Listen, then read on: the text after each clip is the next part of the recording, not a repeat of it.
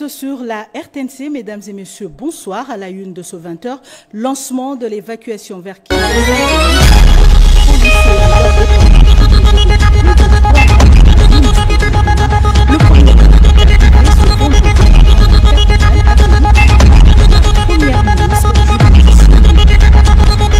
Encore un nouveauté dans le monde scientifique, la fête du travail, l'apparition de l'ouvrage du droit syndical congolais, principes, procédures et pratiques.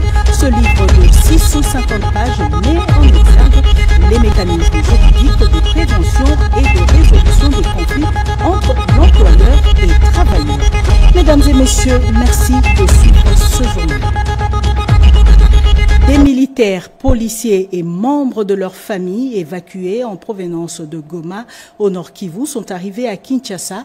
Ce premier lot a été accueilli par la première ministre Judith Suminwa, accompagnée du vice-premier ministre, ministre de la Défense Guy Mwadianvita et le chef d'état-major Jules Banza. Reportage Sandra Nyangi, Jérès Tofunje.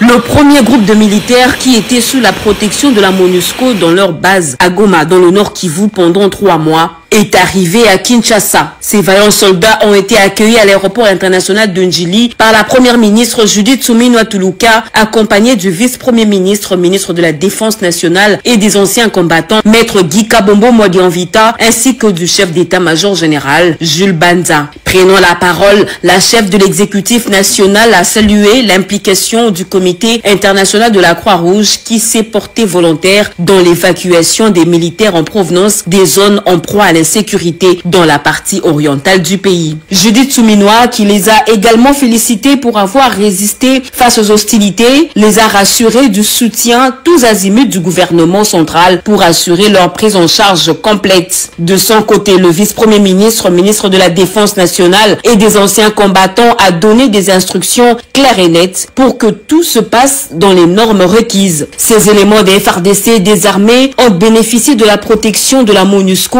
à la suite des combats entre les terroristes de l'AFC M23 et les forces loyalistes. Arrivés à Kinshasa, ces vaillants combattants ont été identifiés par l'équipe de CICR à bord de l'avion. Après repas et échanges, ils seront par la suite conduits par avion à Kitona, dans la province du Congo central, lieu de leur hébergement. Il sied de noter que cette opération a été initiée depuis le début du mois de mars 2025. La prorogation de l'état de siège en Ituri et dans le Nord Kivu, une fois de plus autorisée par le Sénat, la plénière de ce vendredi a également validé les pouvoirs des 8 sénateurs récemment élus dans les provinces du Kwilu et de la Mongala. Janine Kalenga, Julien Piana.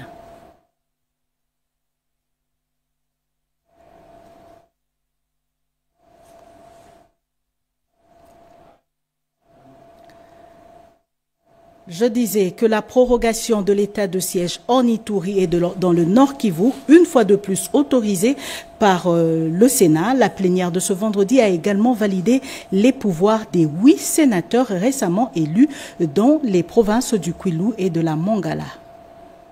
Sous la direction de l'honorable Jean-Michel Samalukonde Kenge, son président, la Chambre haute du Parlement a consacré sa séance plénière de ce vendredi 2 mai 2025 à la validation de pouvoir de 8 sénateurs récemment élus de province du Kwilu et de la Mongala, ainsi qu'à la validation de pouvoir du suppléant de l'honorable sénateur Adolphe Alumanu Mulenda, appelé à d'autres fonctions. La plénière de ce jour s'est également penchée sur le projet de loi portant prorogation de l'état de siège sur une partie du territoire de la République démocratique du Congo, à savoir le Nord Kivu et l'Ituri.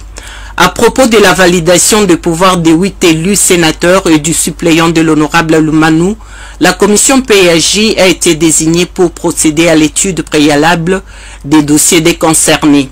L'économie du projet de loi portant prorogation de l'état des sièges sur une partie du territoire national a été donnée à l'Assemblée plénière du Sénat par le ministre d'État, ministre de la Justice et garde des Sceaux, Constant Mutamba. Par ailleurs, outre le rapport de sa mission effectuée à Rabat au Maroc pour prendre part à la 3e session du Forum international des Sénats Shura et Conseil équivalent d'Afrique et du monde arabe, le speaker de la Chambre haute du Parlement a informé les honorables sénatrices et sénateurs que leur Chambre a reçu 2 réquisitoires provenant du parquet général près la Cour des cassations et de l'auditorat général, dont le premier réquisitoire, réceptionné par le cabinet du président le 28 avril 2025, le procureur général près la Cour des cassations a adressé au Sénat un réquisitoire aux fins d'obtenir l'autorisation de l'instruction contre les sénateurs Linguepo Michel. Dans le deuxième réquisitoire, l'auditeur général près la Cour militaire a adressé le 30 avril un réquisitoire réceptionné le même jour par le cabinet du président du Sénat, lequel réquisitoire tendant à obtenir la levée des immunités et l'autorisation de poursuite contre les sénateurs à vie Joseph Kabila Kabange. Le président de la Chambre des sages, Jean-Michel Sama-Lukonde, a annoncé que ces 2 réquisitoires seront traités conformément à la Constitution de la République et au règlement intérieur du Sénat. Le Congolais, l'ouvrage parle des principes, procédures et pratiques, écrit par Maître José Kadima. Le livre est préfacé par le 2e vice-président du Sénat, Modeste Bahati Lukwebo, et le ministre de la Justice l'a porté sur fond baptismaux. C'était hier à l'occasion de la fête du travail. Nancy Odia, Chimendondo. C'est un nouveau-né dans le monde littéraire et aussi une première, un ouvrage qui aborde la question du droit syndical congolais. Son auteur, Maître José Kadima, est dans son élément pour avoir exercé comme délégué syndical. L'intérêt de cet ouvrage de 650 pages, c'est entre autres réglementer le dialogue social entre employeurs et travailleurs, encourager les négociations collectives. La quête de relations professionnelles apaisées ou du dialogue social contraste avec les silences du législateur pour porter les faits syndicaux et ses pratiques dans un instrument juridique national de portée supérieure aux conventions collectives d'entreprise. L'ouvrage « Droit syndical congolais, principes, procédures, pratiques » porte la préface du professeur docteur Bahati Lukwebo, ce dernier pour avoir été à la tête du ministère du Travail. Lorsque vous parcourez le livre de 650 pages, vous remarquerez qu'il y a mis tout son temps et tout son savoir. Moment clé de la cérémonie, le baptême du livre par le ministre d'État, ministre de la Justice, Maître Constant Moutamba, entouré d'éminents hommes des sciences et du président de l'intersyndicale nationale du Congo. À son auteur. Le livre est également remis au ministre du Travail et Emploi, Ephraïm Akwakwa. Ce 1er mai, fête du travail, servira de guide pour encourager les négociations et humaniser le contrat de travail. Le deal minier proposé par le président de la République aux États-Unis d'Amérique trouve écho favorable auprès de la diaspora vivant aux États-Unis. Patrick Kabeya, expert international dans la lutte contre le terrorisme et le blanchiment des capitaux, s'exprime. Il est au micro de Edi Chala. Nous sommes en guerre pendant plus d'une trentaine d'années et aujourd'hui, les deals entre guillemets, qui va se passer entre la République démocratique du Congo et les États-Unis d'Amérique sous l'administration de Donald Trump. C'est une très très bonne initiative. D'ailleurs, nous en faisons partie, c'est-à-dire les Congolais ont pris l'initiative d'accompagner le chef de l'État dans ces deals, parce que nos frontières doivent être sécurisées et si un pays voisin ou si un pays autre que nos pays voisins pense nous accompagner, où est le mal? Nous qui avons vécu aux États-Unis et puis travaillé dans des différentes administrations américaines, nous nous sommes constitués justement pour accompagner les chefs de l'État, c'est-à-dire nous allons entrer après les chefs ou avant lui, nous rassurer que le tapis est très bien roulé. La RDC ne brade pas les minéraux, d'abord c'est faux. Ce sont des chantages. Nous, les Congolais de la diaspora, nous avons des entrées aux États-Unis et sur ces cas, nous accompagnerons notre président. En ce qui concerne ces deals, on balaye la cour et le président a décidé cette fois-ci d'accompagner ses idées à travers cette signature et nous, Congolais, nous allons accompagner notre chef de l'État et nous rassurer que les chefs obtiennent gain de cause dans cette signature.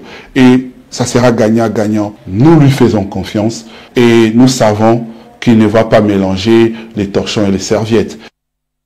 La paix sociale et la redynamisation des services à l'Office congolais de contrôle. Ce sujet était au cœur de la rencontre entre le ministre du Commerce extérieur, les agents et cadres de l'OCC. Bobo Mokondi.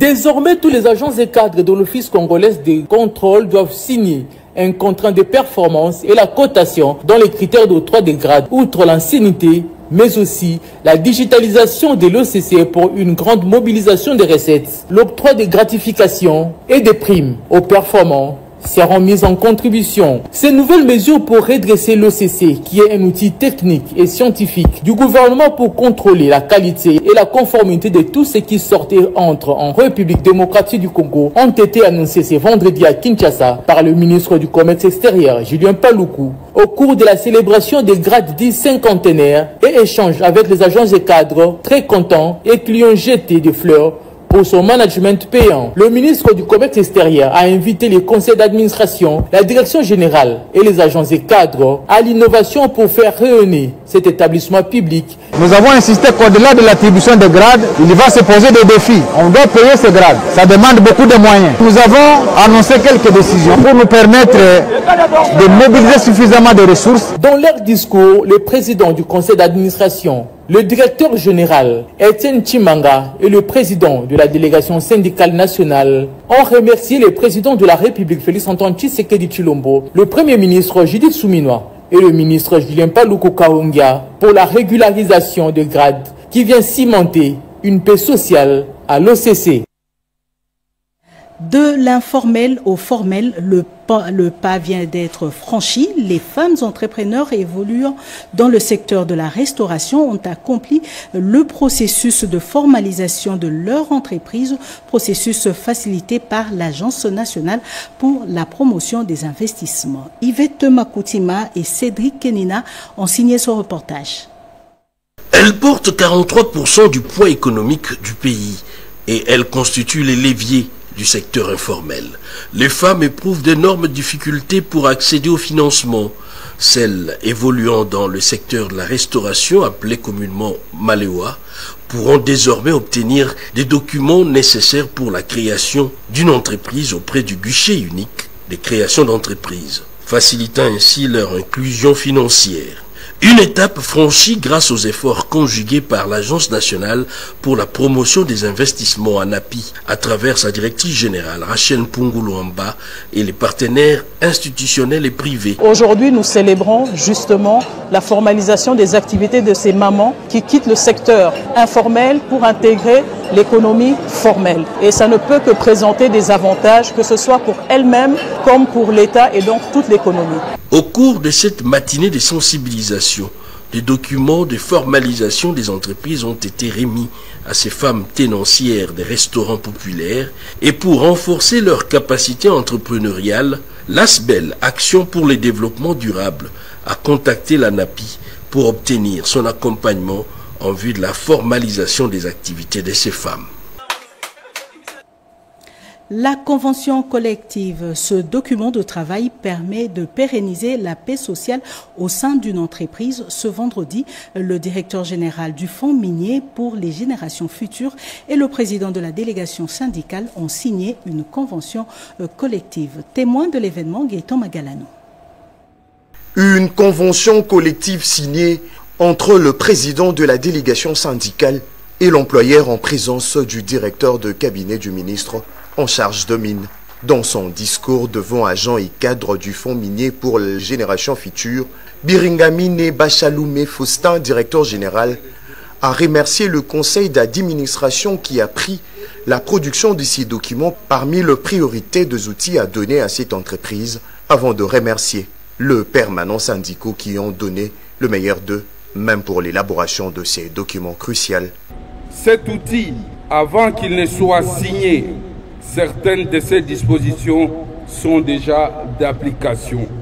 C'est ici l'occasion d'exhorter les cadres et agents de FOMIN pour la protection de leur carrière ainsi que de leur patrimoine.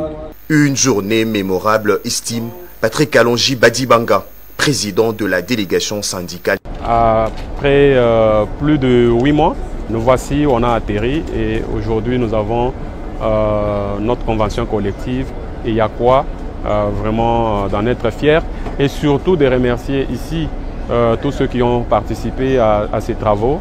C'est ici l'occasion pour la directrice de l'administration ressources humaines de remercier le directeur général pour sa disponibilité et sa ferme volonté. Une photo de famille avec le représentant du ministre de tutelle, le président du conseil d'administration, a clôturé cette cérémonie.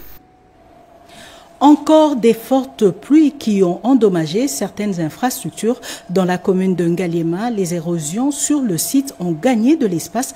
L'autorité municipale est arrivée sur place pour s'en rendre compte. Cédric Enina.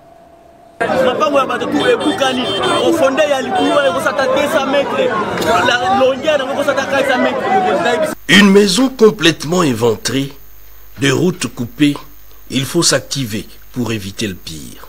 La dernière pluie dans la capitale, en si peu de temps, a commis des dégâts considérables. La commune d'Ingaliema, un peu perchée grâce à sa hauteur, a été touchée. L'autorité municipale, après constat et après avoir tenu également une réunion communale de sécurité, fait le bilan.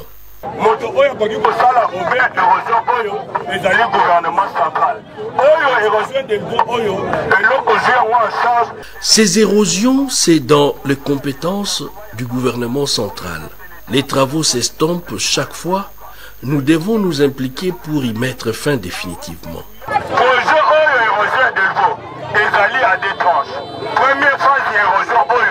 La première phase, c'est d'abord la stabilisation. Et la deuxième, l'on doit construire des digues.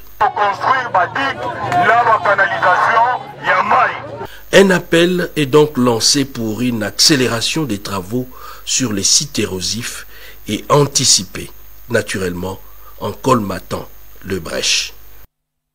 Les taxis motos de plus en plus utilisés par la population quinoise pour contourner les embouteillages dans la capitale. Avec l'utilisation de ce moyen de transport, les usagers dépensent le double, voire même le triple du budget prévu pour la journée. Un appel est lancé aux autorités afin de réguler le tarif. Kinshasa et ses embouteillages, un cliché devenu le quotidien de Quinoises et Quinois. Une situation qui a pour effet d'entraînement la difficulté ou encore rareté de transport en commun, d'autant plus que toute le voie obstruée à quelque chose, malheur et beau. Cette situation fait par contre le bonheur de taxi-moto qui s'élance très souvent dans la surenchère. Ce qui fait grimper les prix, ce sont les nids de poules sur les routes. Cela provoque des embouteillages. Ces phénomènes dépassent l'entendement d'une habitante de la capitale qui invite les autorités à agir. Les trajets qui coûtaient autrefois 500 francs, nous payons aujourd'hui 1000 francs ou 5 fois plus. Ainsi, nous invitons les autorités à nous aider. Pour les conducteurs de taxi-moto, cette hausse est la conséquence de l'impraticabilité de certaines routes et autres tracasseries routières. Faut rétorquer un agent de contrôle de la circulation routière. Ce que font nos frères des taxi-motos n'est pas bon. Lorsque les autorités envoient les agents pour contrôler la hausse des prix de transport, ils crient à la tracasserie. Hier, un de nos collègues a dû payer 7000 francs congolais à bord d'un taxi-moto à la Sanef jusqu'à quitter mon magasin.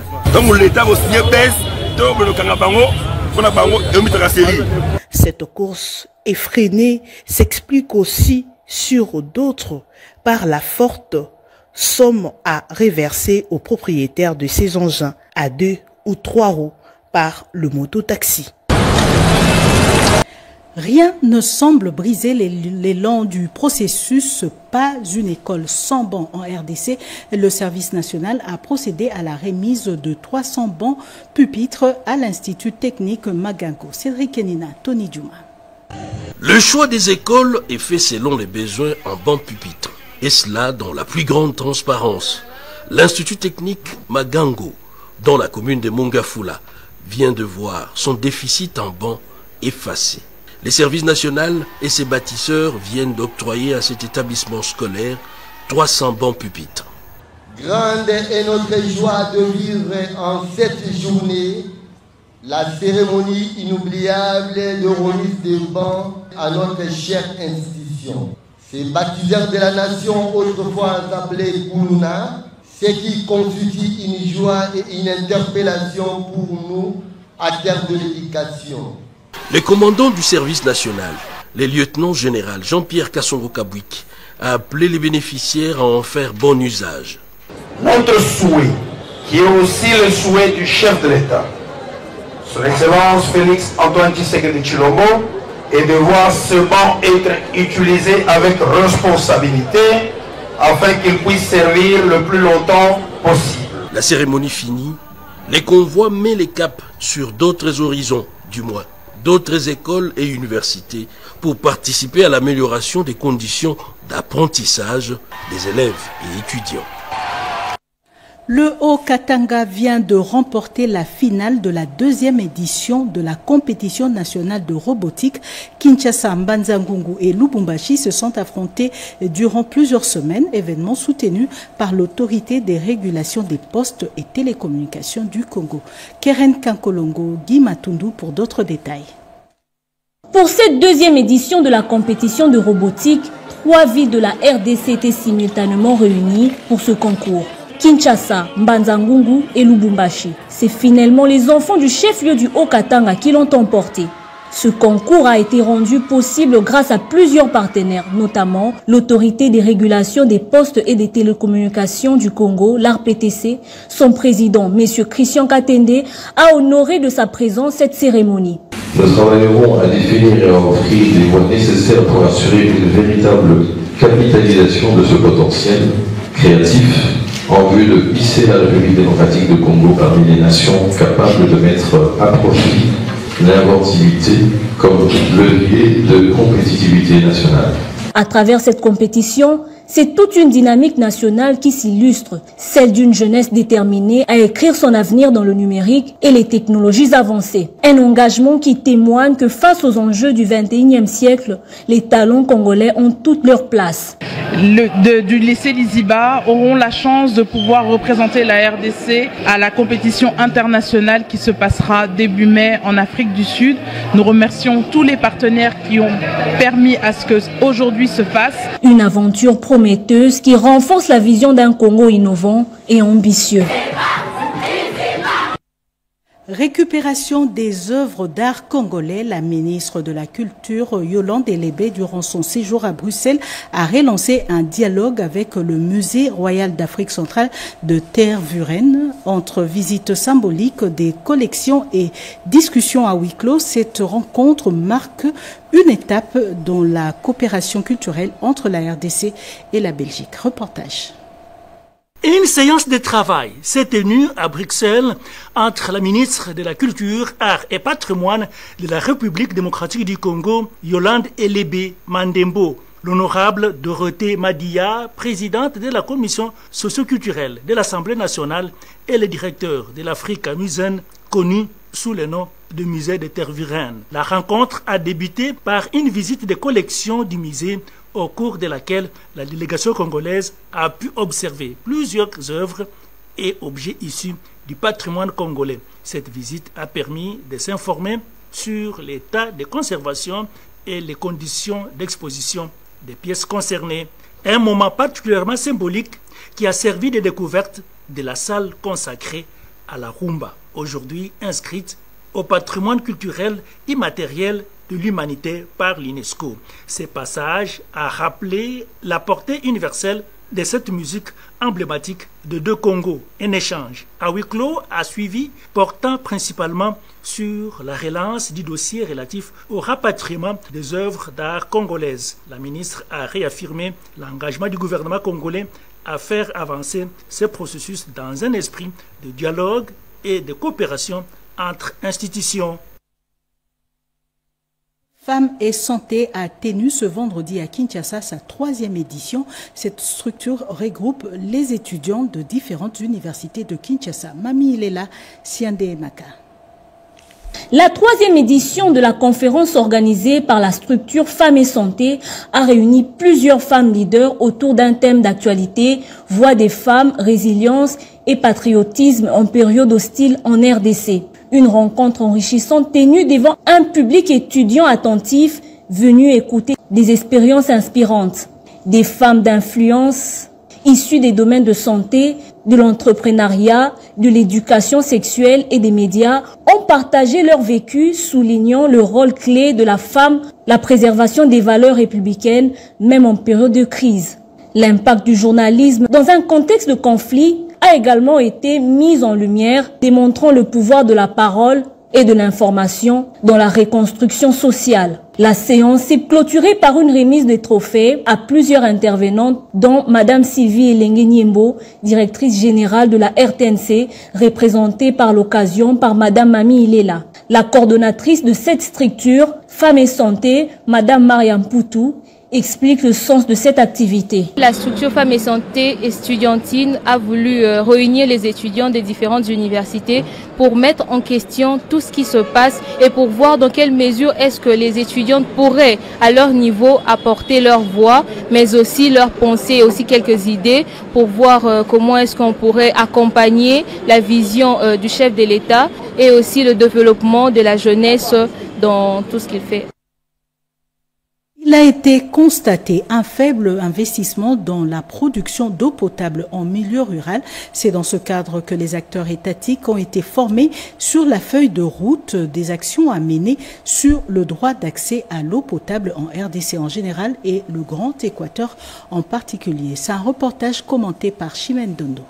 Pendant 2 jours, les acteurs étatiques et ceux de la société civile évoluant dans les secteurs de l'eau se sont réunis dans la salle Garomba de l'immeuble du gouvernement pour élaborer une feuille de route des actions de plaidoyer à mener sur le droit accès à l'eau potable dans les 5 provinces du Grand Équateur démembrées. Il s'observe un contraste entre la libération du secteur de l'eau et la faible investissement dans le produit de l'eau potable en milieu rural. Le monde entier le dit et nous tous nous le savons que la RDC a la réserve mondiale de l'eau et que la contribution de nous tous serait importante pour que les eaux tous de la République démocratique du Congo puissent être protégées d'une manière durable et que les communautés locales et peuples autochtones continuent à préserver et à garder cette eau pour qu'après ou demain et que les générations futures puissent les trouver. La ressource en eau a une loi particulière et nous voulons ensemble examiner quel est le parcours de cette loi à ce jour, 10 ans après.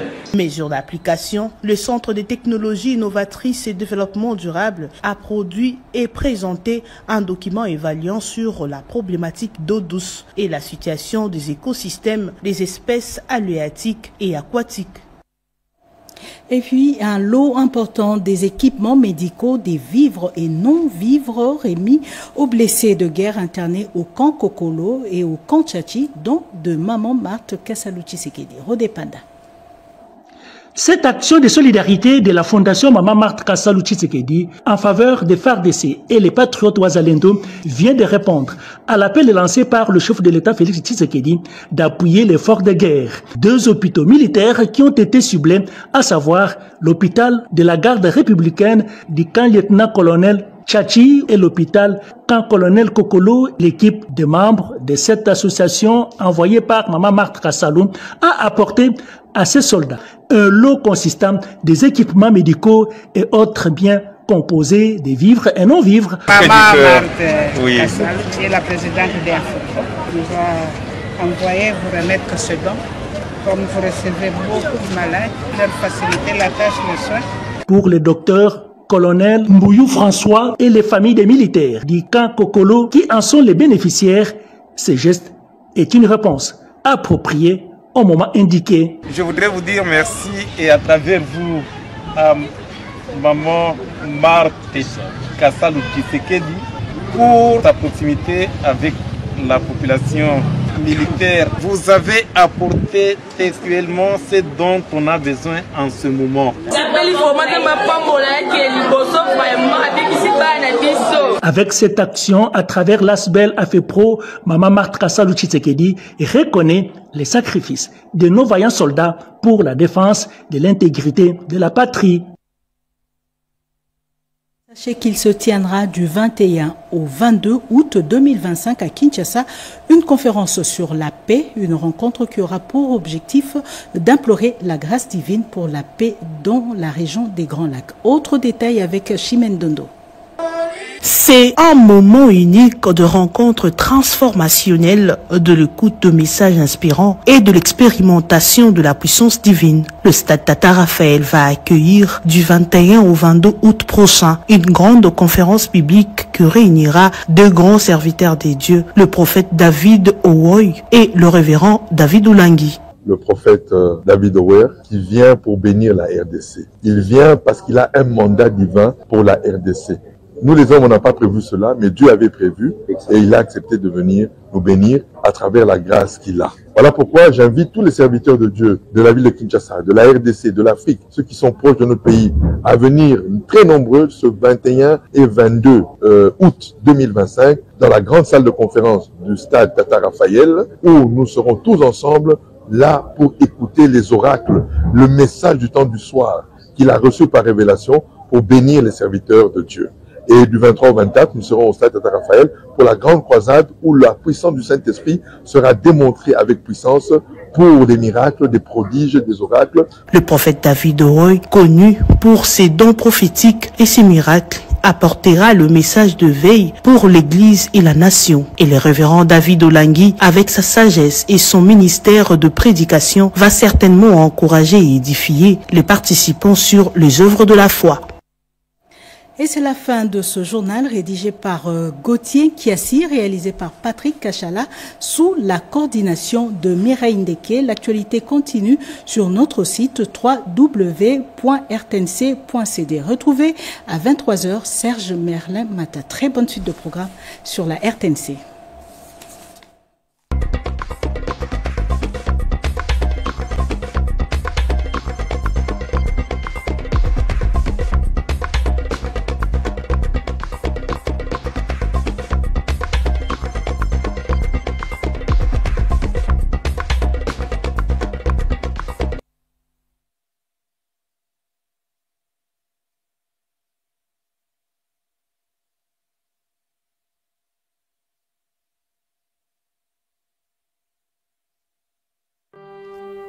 Assez de voir nos compatriotes endurer les affres d'une guerre injuste. Que de vies fauchées, que de familles brisées, que de générations sacrifiées. Congolaises et Congolais, lèvons-nous pour notre patrie, lèvons-nous pour notre dignité. C'est l'heure de taire nos divergences internes et de nous mobiliser comme un seul homme derrière nos forces armées afin de vaincre cette agression nous imposée injustement. Disons non au tribalisme et à toute forme de séparatisme car notre force réside dans l'unité. Lèvons-nous et rangeons-nous derrière le président de la République, commandant suprême des forces armées et le gouvernement, pour une République démocratique du Congo, forte, victorieuse et digne. Jeunes camarades, fers de lance de la RDC, demeurons unis dans la fraternité et dans l'amour inconditionnel de notre patrie. Par notre engagement, notre pays va se relever. Ne cédons à aucune manipulation de l'ennemi, le Congo ne sera jamais balkanisé. À nos FRDC et nos compatriotes Ouazalendo, vous êtes les symboles du patriotisme. Soyez armés des bravoures. Makila Nabiso Pona Ekolo. Nous sommes tous derrière vous. Soyons prêts. L'heure de gloire est arrivée. La RDC, c'est notre patrie. Défendons-la. Dieu est au contrôle, mais le peuple congolais doit se lever pour lutter contre la balkanisation de la RDC et toute forme de séparatisme. Tous à la Nabomoko Pona Ekolo. Pas un seul centimètre de notre territoire ne sera cédé. La RDC est et restera indivisible malgré toutes les formes de violence que subissent nos compatriotes à l'est du pays. Peuple résilient et plein de courage, nous sommes ensemble. Pour la paix à l'est du pays et dans toute la RDC, je m'engage. Pour le 2 345 410 km², je combattrai. Pour l'intégrité de mon pays, je m'engage. Pour la dignité de la RDC, je m'engage. Nous sommes un grand peuple. Bendele Ekoyate. Bendele Koyate. Bendele Ekoyate. Bendele Ekoyate.